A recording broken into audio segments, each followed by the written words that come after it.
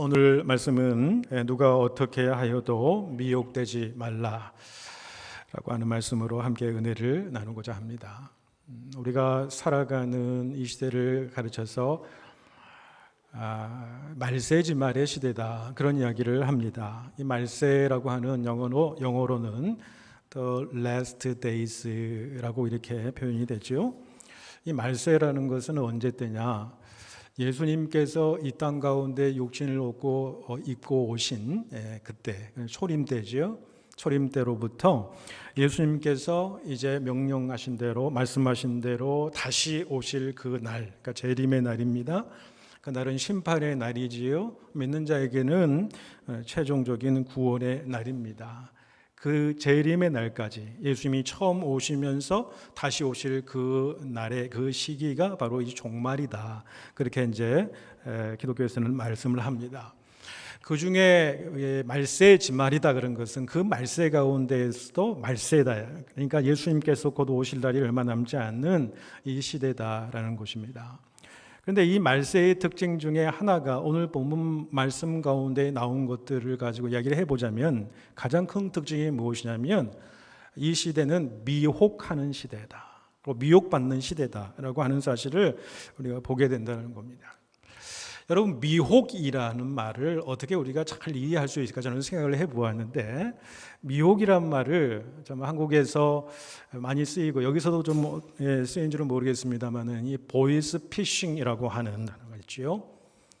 전화상으로 또는 어떤 통신상으로 사기꾼들이죠. 사기를 치는, 영어로는 보이스피싱이라는 단어가 많이 안 쓰인다고 그럽니다. 그 폰 스캠이라고 하는 단어가 쓰이기도 합니다만은, 저는 이게 누가 만들었는지 이 보이스피싱이라는 단어가 참 이 미혹을 설명하는 데는 가장 좀 의미가 있지 않나 생각을 합니다.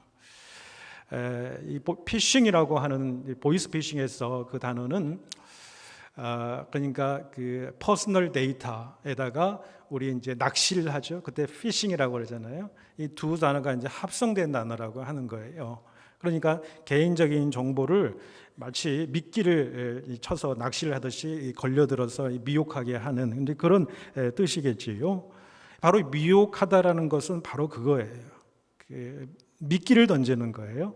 가짜 미끼를 던져서 그것을 딱 잡아들일 수 있도록 그렇게 하는 것이 이제 미혹하는 그런 의미에 많이 이렇게 쉽게 우리 다가갈 수 있다고 생각을 해요. 그러니까 미혹함을 당하면 마음이 혼미하게 되는 것이죠. 또 미혹하는 사람은 어떻게 합니까? 거짓말을 이야기를 하는 겁니다. 거짓을 얘기하는 거예요. 근데 거짓말을 하는 경우는 거의 없습니다. 이것은 거의 저차원적인 이야기고요. 거짓을 이야기하되 진실을 섞어서 얘기하는 거예요. 진실이 50%든 20%든 이 진실을 아주 교묘히 섞어서 이야기를 하기 때문에 사람들이 혹하는 거지. 마음이 혼미해지는 거예요. 그러니까 무엇에 흘려서 정신을 차릴 수 없도록 만들어버리는 거, 이게 바로 이제 미혹하다라고 하는 그런 말씀이지요. 그런데 오늘 본문의 말씀에 보니까 바울은 당시 데살로니가 교인들에게 미혹하는 사람들이 많았고 또 미혹당하는 자들이 많았다라는 것을 오늘 말씀 가운데 볼 수가 있습니다. 2, 3절에 보시면은 주의 날이 이르렀다고 해서 쉽게 마음이 흔들리거나 두려워하지 말아야 한다, 이렇게 말씀하시면서 누가 어떻게 하여도 너희가 미혹되지 말라, 그런 말씀을 하잖아요. 그러니까 미혹하는 자들이 미혹했던 내용들이 뭐냐면 주의 날이 이 땅 가운데 이르렀다, 이미 이르렀다라는 거예요. 근데 이 소식을 듣고 주의 재림이 이루어졌다, 곧 이루어진다, 이 소식을 듣고 성도들이 혼란스러웠다는 거예요. 막 두려워하는 마음이 떨었다는 거예요. 그런데 여러분, 이러한 이 종말에 대한 어떤 그 미혹의 내용들은 여전히 모든 시대 가운데에 있는 것을 보게 됩니다. 오늘날에도 이 종말의 때가 임했다, 또 이미 종말이 임했다라고 하면서 특별히 이 종말의 때를 이렇게 이야기를 하면서 사람들을 미혹하는 경우들이 많습니다. 특별히 한국 교회는 1992년에 정말 아픈 기억이 있죠. 이장님이라고 하는 사람이 1992년 10월 28일 날 예수님이 재림하신다, 정확히 날짜를 그렇게 이야기를 합니다. 그런데 많은 사람들이 거기에 미혹되는 거예요. 거의 신자만 해서 한 6만 명 이상, 거의 10만 명까지 이야기하는 사람도 있습니다만, 이 휴고 소동에 완전히 매몰되어 가지고 그 교회뿐만 아니라 다른 모든 한국 교회와 한국 사회에 아주 큰 소동을 일으켰던 적이 있습니다. 직장을 그만두고 학교를 자퇴하고 가정을 포기하는 등 그런 일들이 벌어졌죠. 결국에는 한 사람의 이 사기의 행각으로 그 끝을 마치는 것을 보게 되지요. 자, 그러면 여러분, 미혹하는 자의 정체가 무엇이냐? 이 본문에서 이제 이야기를 합니다. 본문 4절에 보시면은 그는 대적하는 자다 그랬습니다. 그리고 자기를 높이고 하나님의 성전에 앉아서 자기를 하나님이라고 내세운다, 그렇게 이제 말씀을 하지요. 성경에서 여기서 이야기하는 대적자라고 하는 것은 대개 이제 사단에게 적용을 됩니다. 적그리스도라는 그런 말씀이에요. 또는 사단에 속해서 사단의 일을 하는 졸개들을 이 대적자라고 이야기하는 것이죠. 우리가 성경적으로 이해할 때 이 사단은 원래 천사장이었습니다. 대개 루시퍼라고 하는 천사장이 어떻게 됩니까? 자기가 욕심이 생기는 거예요. 그래서 하나님과 같이 데리고 가는 거예요. 하나님 자리에 앉고 싶기 원하는 그 마음으로 하나님을 대적해서 쫓겨난 자가 바로 사단이다, 그렇게 이제 얘기를 합니다. 그러니까 사단은, 대적하는 자는 어떤 자이냐면, 우리를 미혹하게 하는 자는 뭐냐면 하나님 자리에 자기가 앉으려고 하는 사람이다라고 하는 것이죠. 이러한 일들이 당시에도 있었고 이 인류 역사를 통해서 있어 왔는데, 최근 들어서 이 현대 시대에 이르러서 더 많은 그러한 일들이 벌어진 것을 보게 되지요. 특별히 수많은 경우들을 예를 들 수 있겠습니다만은, 한 가지 여러분이 너무나도 잘 아시는 경우들을 예를 하자면 바로 이 통일교 문선명 씨를 이야기를 할 수가 있을 거예요. 이분이 결정적으로 2004년 3월 23일 날 미국 워싱턴의 상원 의원 전용 건물에서 통일교의 아주 중요한 행사를 했어요.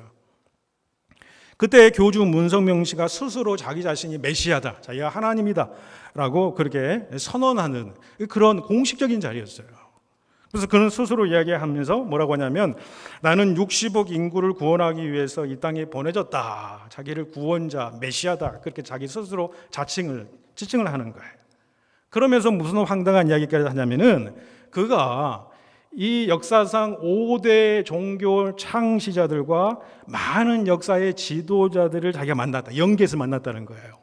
그 중에 마르크스나 레닌 같은 공산주의자들, 또 히틀러와 스탈린 같은 독재자들을 연계해서 만나가지고 그 사람들에게 자기가 가르침을 주었다는 거예요. 그 사람들이 그것을 가르침을 받고 감화받아서 새 사람이 되었다.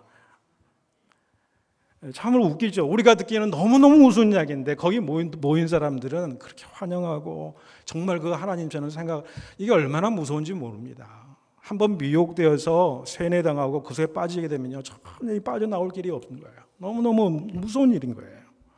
예수님도 마태복음 24장에 뭐라고 말씀하시냐면요, 너희가 미혹받지 않도록 주의하라 그랬어요.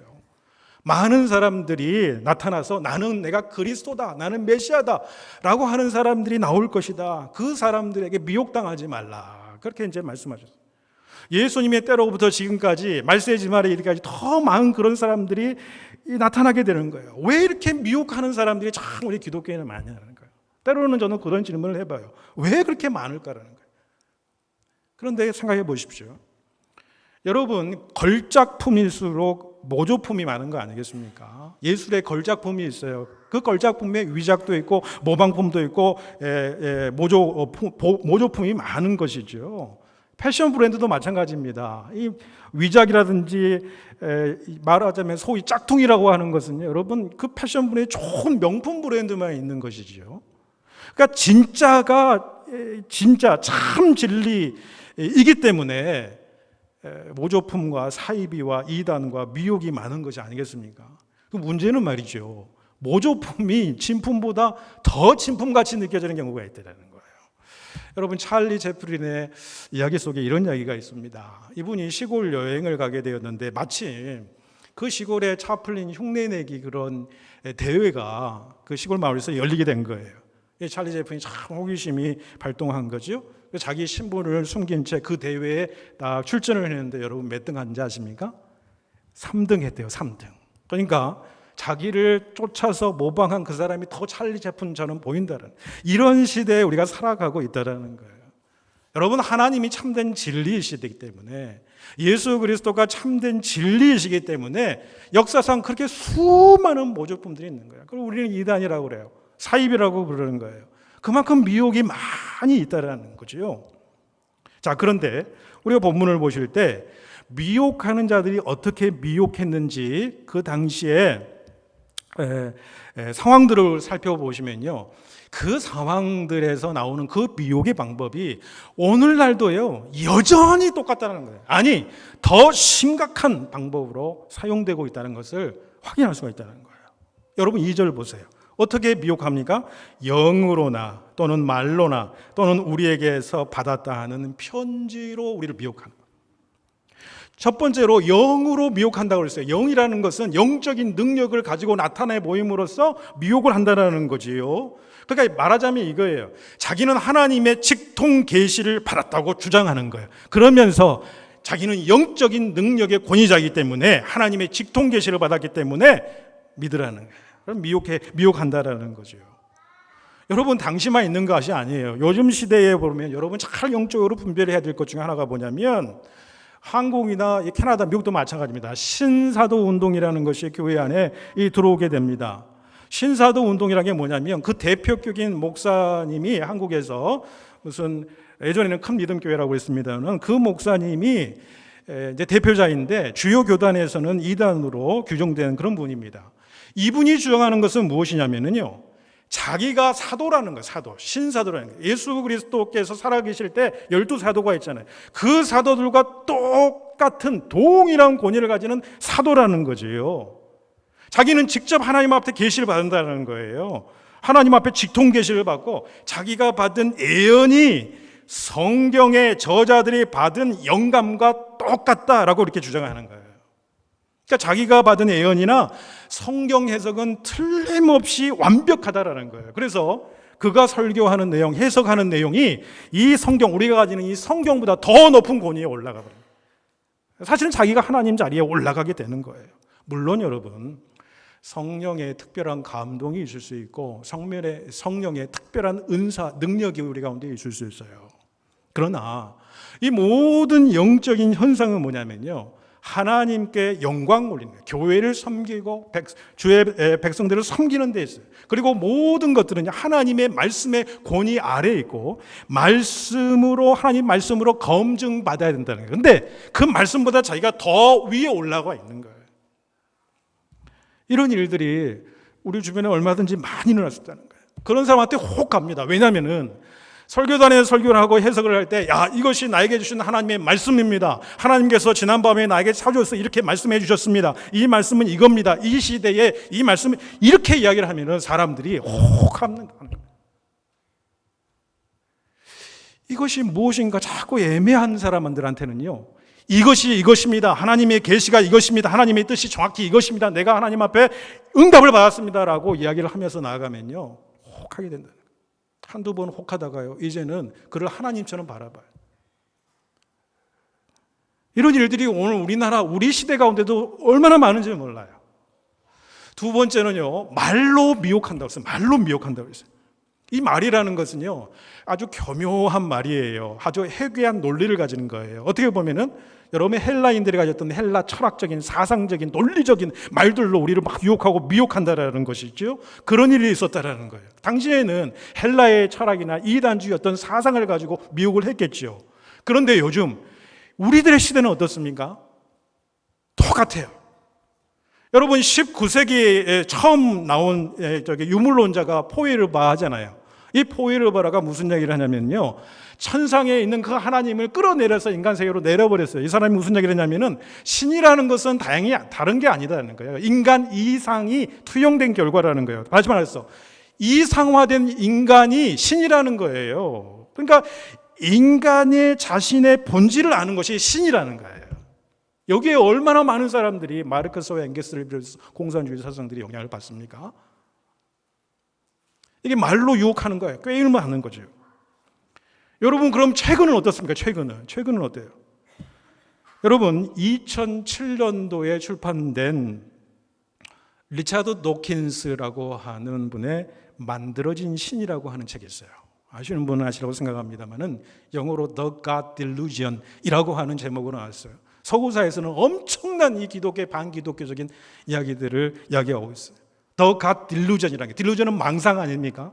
하나님은 망상이라는 거예요. 인간이 만들어낸 것뿐이라는 것이죠. 그런데 그 모든 현상들을 어떻게 설명하냐면 논리적으로, 이성적으로, 합리적으로, 종교학적으로 그 모든 것들을 설명하는데, 종교가 가지고 있는 부정적인 측면, 지금 보여지고 있는 교회의 어떤 신앙생활의 부정적인 측면들을 막 이렇게 논리적으로, 합리적으로 비판하면서 신은 없다라는 거, 신은 없다라는 거.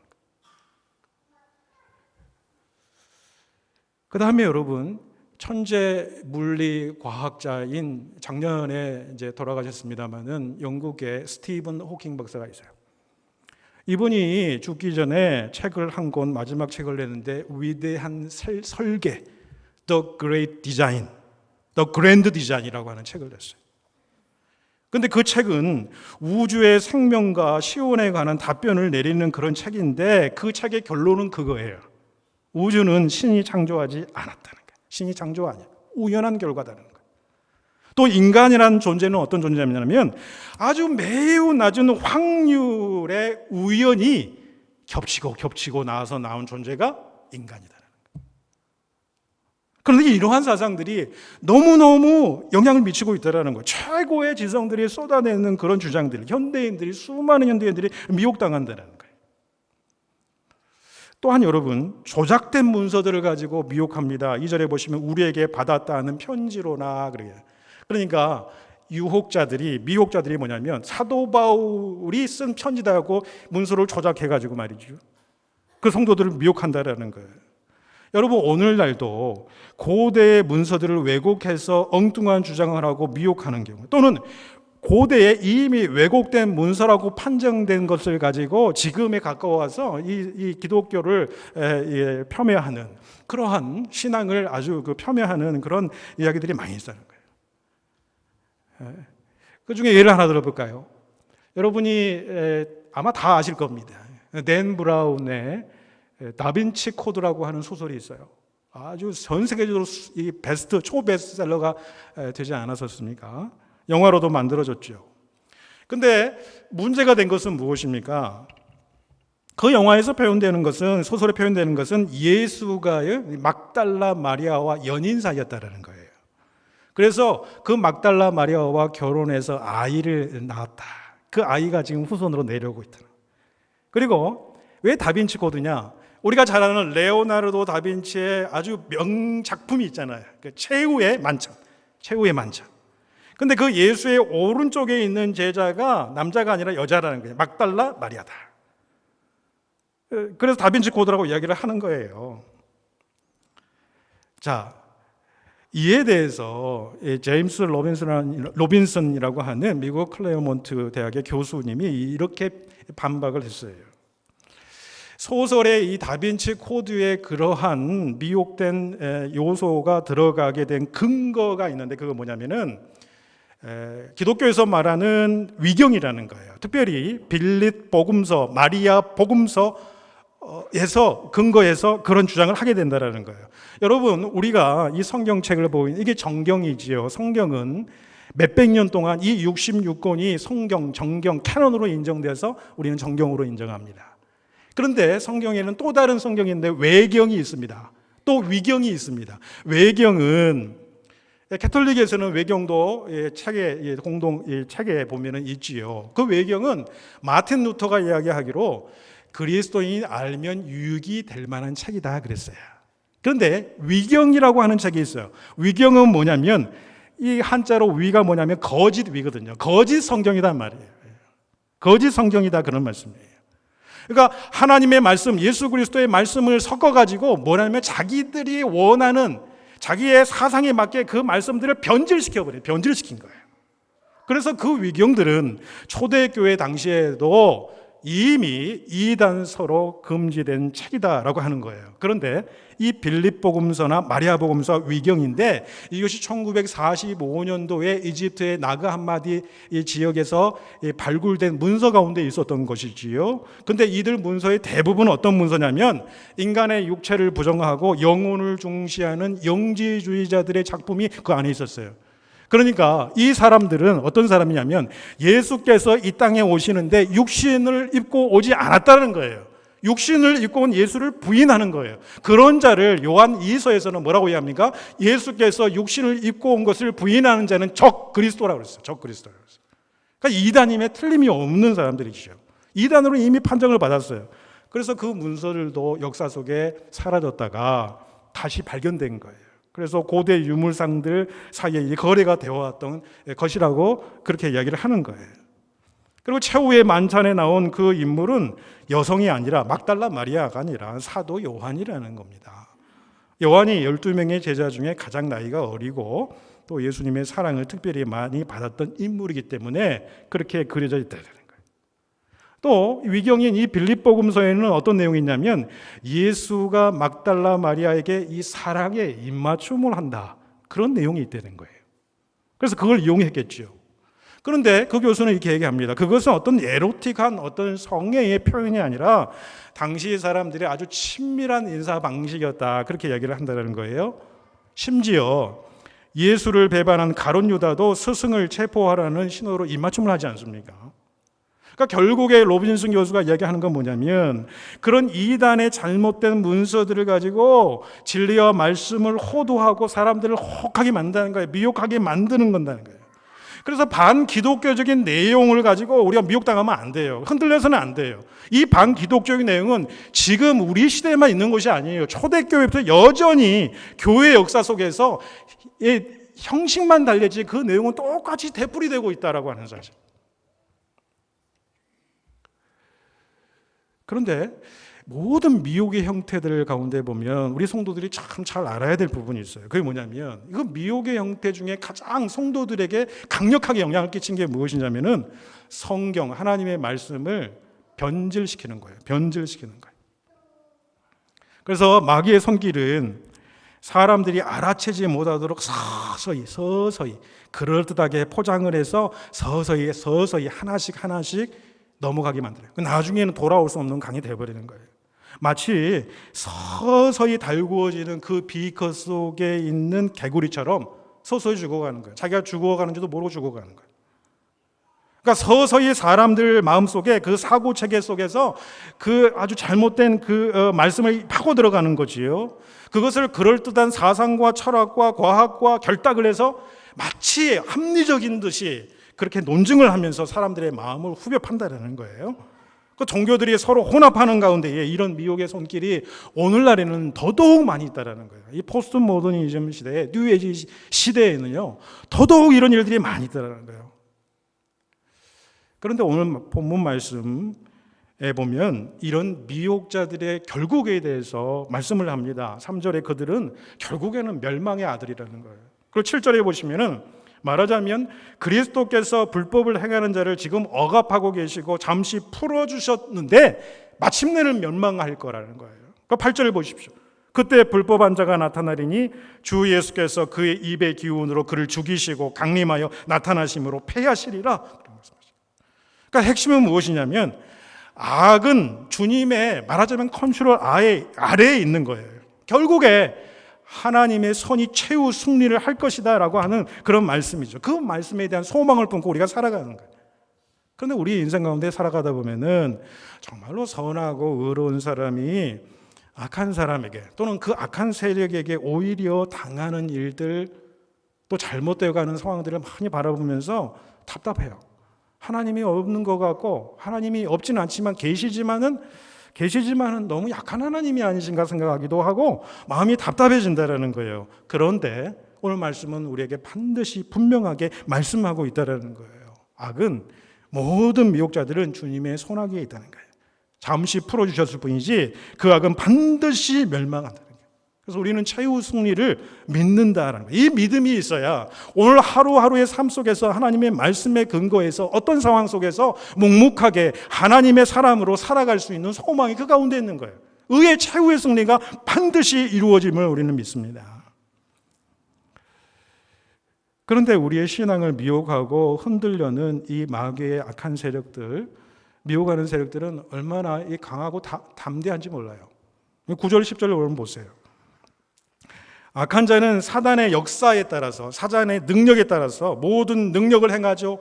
표적들이 일어나죠. 거짓 기적들이 일어나죠. 불의의 모든 속임수로 우리에게 다가온다는 거예요. 그러니까 많은 사람들이 이것에 넘어간다는 거예요. 왜요?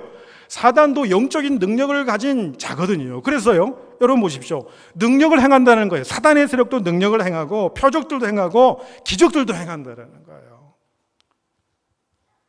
불의의 모든 속임수로 우리에게 다가온다는 거예요.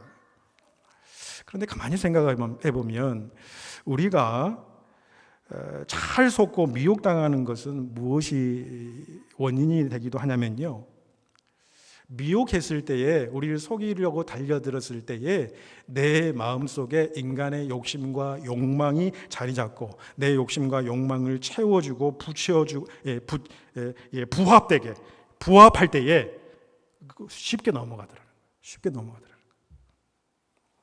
그래서 야고보서 1장 14절 15절 말씀이 이 진리를 말씀하고 있는 거예요. 뭐라고 하냐면, 누구든지 자신의 욕심에 끌려 유혹을 받을 때에 시험을 당하는 것이니, 그러므로 욕심이 잉태하면 죄를 낳고 죄가 장성하면 사망을 낳느니라. 그런 말씀을 하시는 거죠.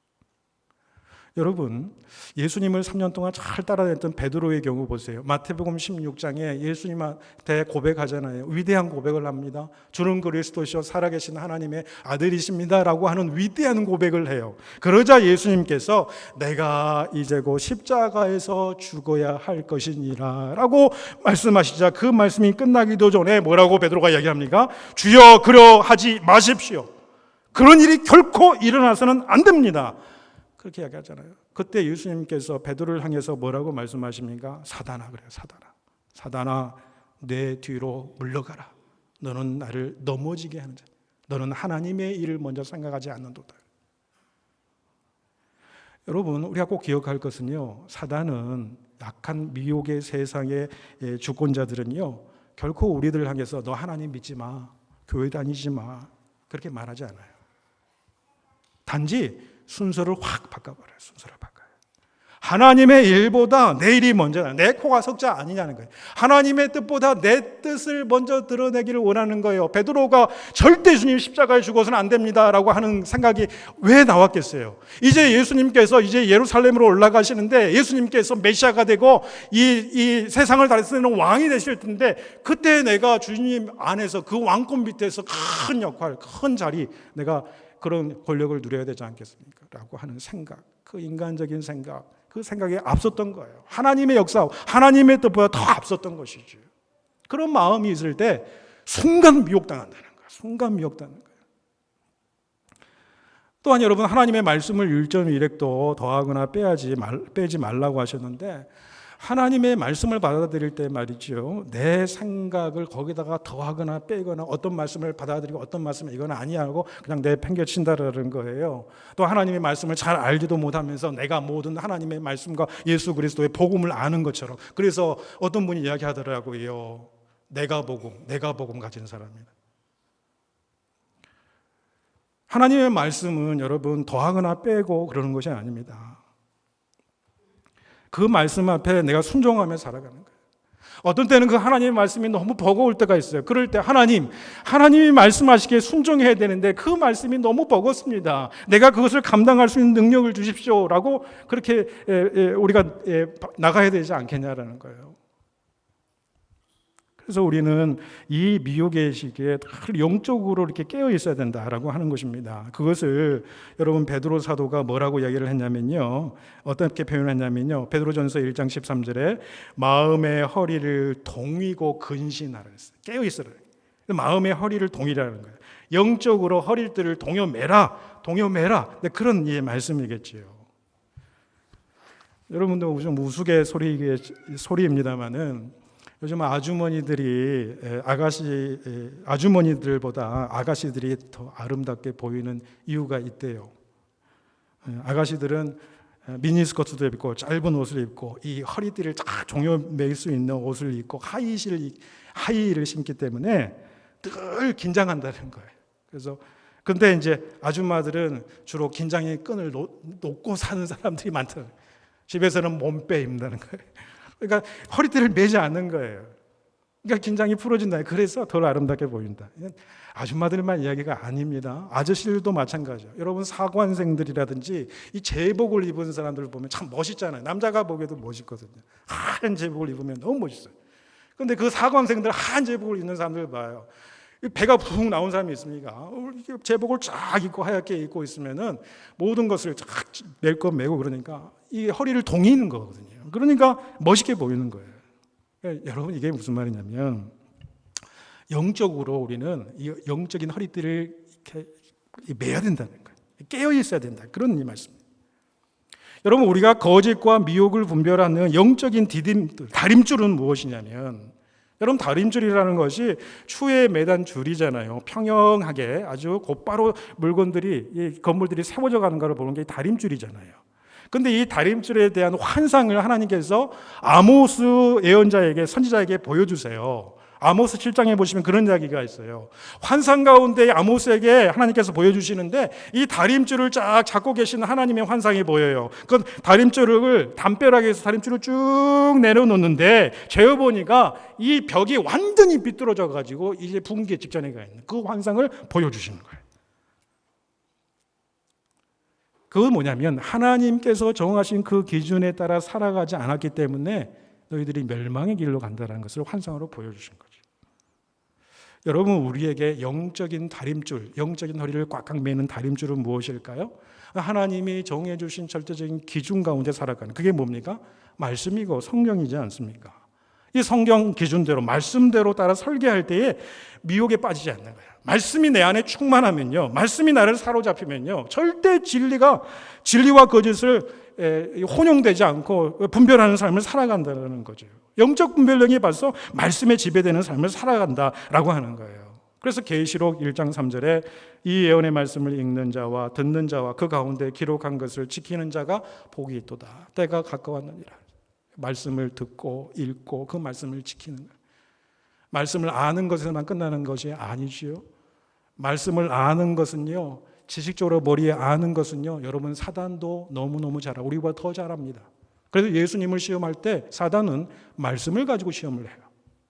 우리가 말씀을 잘 알고 묵상하고 말씀이 우리의 삶의 기준이 되는 것은 무엇이냐면 내가 말씀을 묵상하고 깊이 묵상해서 그 말씀이 나의 삶 속에서 살아 역사하시는 하나님의 말씀으로 내가 경험된 그 말씀, 그 체험된 말씀의 능력이 우리 가운데 역사할 때에 우리는 절대 미혹당하지 않게 되더라는 거예요. 예수님께서 말씀으로 승리하신 것처럼 우리도 영적으로 깨어서 이 말씀 앞에 깨어있고 말씀에 사로잡혀서 영적으로 승리하는 삶을 여러분 살아가실 수 있기를 바랍니다. 여러분 또 다음에 여러분 우리가 승리할 수 있는 길은 기도밖에 없어요. 예수님께서 제자들에게 귀신 들린 자를 쫓게 하는 능력을 주셨잖아요. 그런데 예수님께서 자리를 회피하시고 귀신 들린 자들이 있는데 제자들이 아무리 고쳐보려고 해도 고쳐지지 않아요. 그 이전에는 좀 더 기적도 행하고 능력도 행했는데 그날따라 이 귀신들이 쫓겨나지 않는 거예요. 예수님이 와서 귀신을 쫓아내셨어요. 자기 자신들이 너무 예수님 앞에 참 부끄럽거든요. 조용히 예수님한테 묻습니다. 왜 우리에게는 그런 능력이 없습니까? 그러니까 주님께서 하시는 말씀이 기도 외에는 이런 유가 나갈 수 없느니라 그랬어요. 기도는요, 우리가 영적으로 깨어있게 만드는 거예요. 하나님의 그 품 안에 있게 만드는 거예요. 하나님 안에 충만한 삶으로 살아가게 만드는 거예요. 내가 하나님의 임재하심과 충만하심을 내가 느끼고 하나님과 교류하고 관계를 맺지 않고 인격적인 교제를 우리가 맺지 않고 있으면요, 우리 내면 안에 있는요 육신적인 소욕과 욕심과 욕망과 죄된 본성이 막 나오게 되는 거예요. 그 본성, 그 욕심이 우리가 나오게 될 때에 사탄 마귀의 세력이 우리를 유혹할 때 거기에 훅 넘어가 버리게 되는 거예요. 그러니까 기도가 영적인 능력, 우리가 깨울 수 있는 능력이, 승리할 수 있는 능력이 된다라고 하는 사실을 우리가 꼭 기억하실 수 있기를 바랍니다. 여러분, 우리는 영적으로 혼란한 이 시대를 우리가 살아갑니다. 매우 어두운 시기이고 영적 분별력이 필요한 이 시대를 살아갑니다. 이 시대에 우리가 말씀으로 여러분 무장하시고 쉬지 말고 기도하시고 죄에 대한 민감성을 가지고 영적으로 민감하게 반응하심으로 누가 어떻게 하여도 미혹되지 않는 삶, 바른 신앙 안에서 말씀 안에서 최종 승리하는 삶을 살아가시는 저와 여러분 될 수 있기를 축복해 드립니다. 기도드리겠습니다.